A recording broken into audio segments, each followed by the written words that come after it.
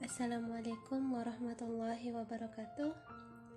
Perkenalkan, nama saya Herun Najah, NIM 18070160027 dari Prodi Psikologi, Fakultas Psikologi dan Kesehatan Universitas Islam Negeri Wali Songo Semarang. Baik, di sini saya dari kelompok 2 akan membahas mengenai komunitarian humanistik.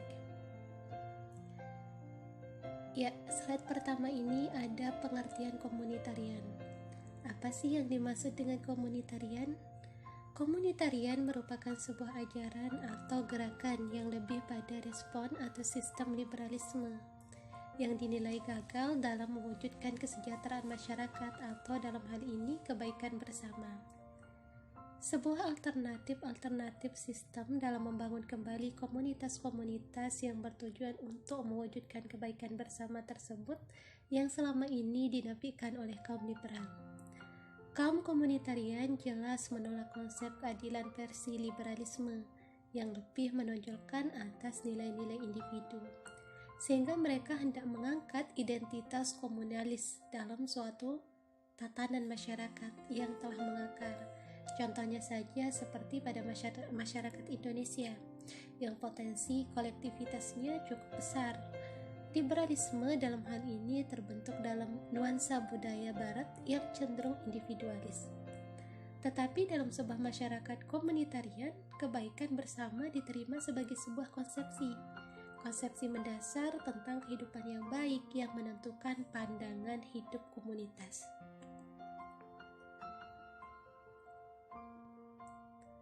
Baik, pada slide selanjutnya yaitu ada pengertian humanistik. Humanistik sendiri dalam tataran akademik tertuju pada pengetahuan tentang budaya manusia.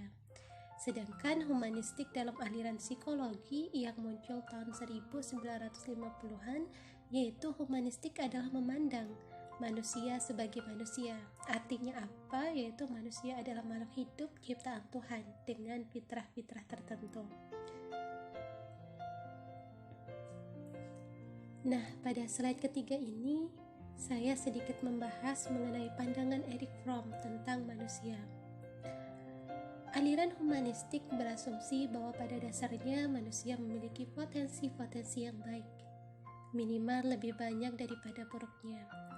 Aliran ini memfokuskan telaah kualitas-kualitas insani, yakni kemampuan khusus manusia yang ada pada manusia, seperti kemampuan abstraksi, aktualisasi diri, kemudian makna hidup, pengembangan diri, dan juga rasa estetika.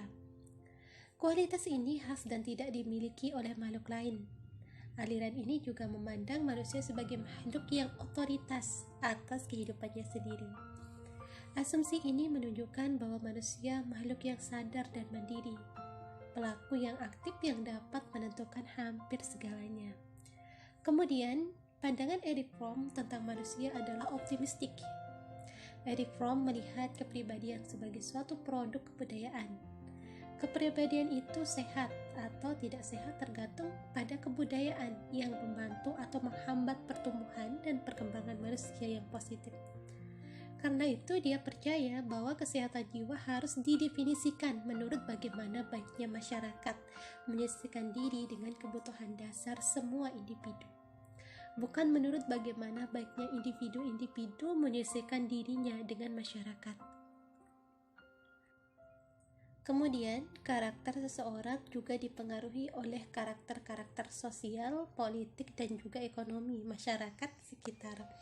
Namun tidak menentukan karakter kita karena setiap orang memiliki kemampuan untuk membentuk karakter kepribadian dan juga sosialnya sendiri. Nah, Erich Fromm juga menyatakan bahwa masyarakat yang ideal merupakan keadaan manusia yang tergantung pada manusia lainnya. Hal itu ditandai dengan adanya cinta, persaudaraan, dan solidaritas pada setiap manusia dalam lingkungan sosial. Nah, Fromm juga mengusulkan suatu nama untuk masyarakat yang sempurna tersebut yaitu sosialisme komunitarian humanistik. Dalam masyarakat semacam itu, setiap orang akan memiliki kesempatan yang sama untuk menjadi manusiawi yang seutuhnya. Baik, pada slide selanjutnya yaitu ada sosialisme komunitarian humanistik. Sebagai kritik sosial, di sini persoalan hubungan seseorang dengan masyarakat menjadi perhatian utama Fromm. Dia mempunyai 4 proposi mengenai hubungan ini. Yang pertama, manusia mempunyai kodrat esensial sosial bawaan. Yang kedua, masyarakat diciptakan manusia untuk memenuhi kodrat esensial bawaan tersebut.